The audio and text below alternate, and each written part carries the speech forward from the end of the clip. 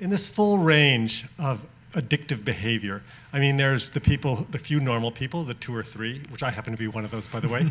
And not really. We've spent enough time. And then there's the full range of the heroin and crack addicts who are super addictive.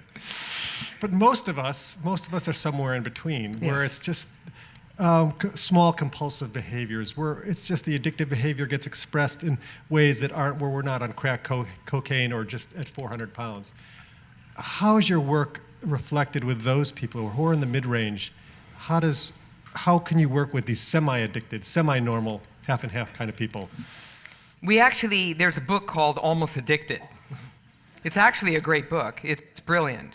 And those are the people on the launch pad. When we do science, one of the things we find is that in order to get the point across with science, we have to use hardcore cases, because the extremes really help us bring out whatever it is that we're trying to look at, whether it's brain scans or otherwise. But you're absolutely right. In the bell-shaped curve, there's a wide spectrum. But in the bell-shaped curve, these are the people here that are struggling. And one of the things we ask every single one of them to do is to approach this in an integrative fashion. Again, I say mind, mouth, muscle. They have to start with the mind. The rest of it falls after that. It just follows very easily. And people are hesitant to do that. They want action today. So they're going to, march out there and, jog, and they're going to, immediately change every single eating habit overnight. The last thing they ever did was check in with themselves. So what I do is I reverse the entire thing, and I start with the mind, and I think that's going to be the new paradigm now. And it's oftentimes given sort of a blow-off. In many of these books and a lot of the stuff in the media, people don't go deep enough. They kind of give it a little bit of sidebar attention. And indeed, the prefrontal cortex, the mind, integrative, convergent thinking, all of this is at the center of success. And I think that there's enough enlightenment now where people are starting to ask these questions. Why? Been there, done that.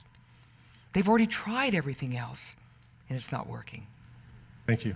So, dopamine, how does your receptors, what happens when they get damaged to the point where they're blocked from being filled? Well, they're not actually damaged. They're just what we call in science down-regulated. Basically, you just knock them off.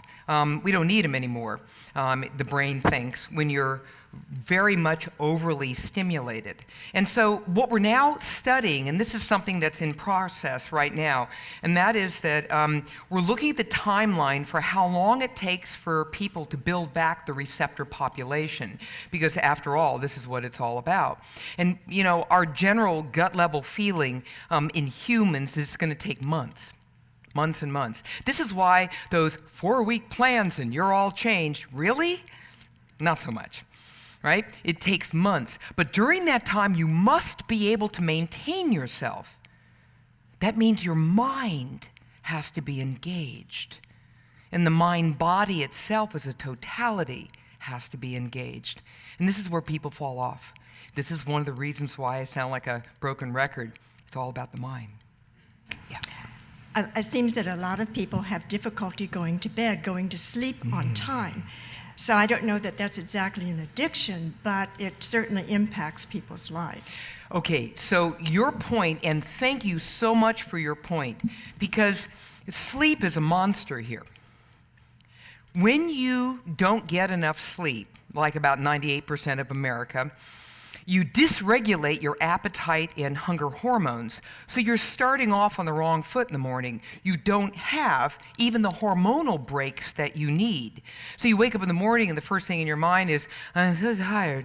And then you go over to the usual coffee barista place and I'll have that and that. And in the back of your mind, this is really stupid behavior. You should not be eating this. And yet you're like this. And there's no braking system. Leptin is not working. Ghrelin is out of control. And you've got a problem. That's just one piece of the sleep thing. But let's go to the overarching issue. Why weren't you getting to sleep? toxic stress getting to you? Hopelessness, helplessness, and defeat is what I call toxic stress. What you're asking here is for stress resilience. What are you doing before you go to bed? On the phone with your boss? Not a good idea. Go to bed with your laptop? How many screens are you hanging out with before you go to bed? What's going on with you before? Oh, really? And we saw some, massacre on TV before we went to bed. What is going on? You're addicted to this stuff. And you have to sit down and start parsing it apart. You have to allow yourself the freedom to be able to get enough sleep so that you give yourself the opportunity to help yourself and heal. Excellent question. Thank you so much.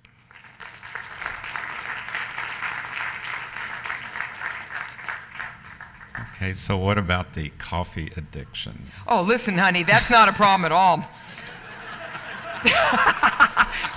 Coffee's not in this category at all. I'm not biased. What's your problem?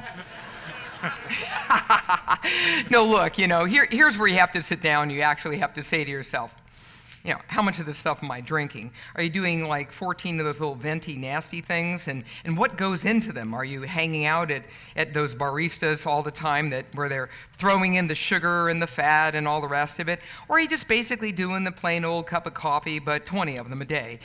Something like that.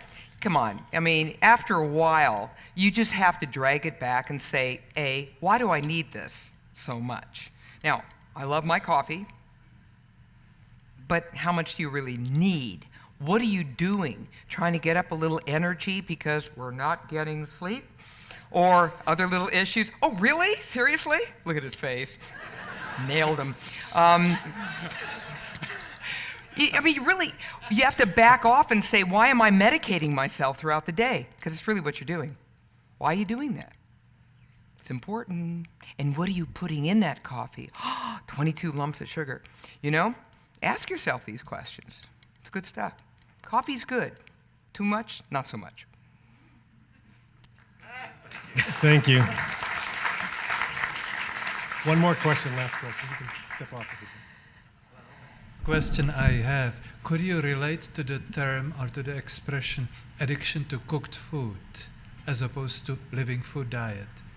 As opposed to? Living food diet. Raw foods. Raw foods. Oh, raw food. I'm sorry. Oh, living food. You know something? Here's what I like to say. Whatever works. So long as it's whole foods, right?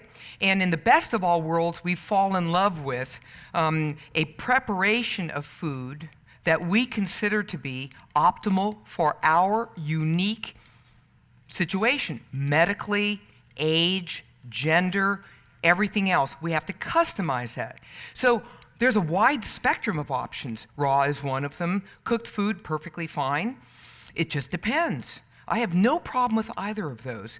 I don't see one as being superior over the other because I have to look at each individual person. For some people it's ideal, for other people it's not, for their own reasons. I tend to be quite open so long as it's whole food that we honor appropriately. Thank you.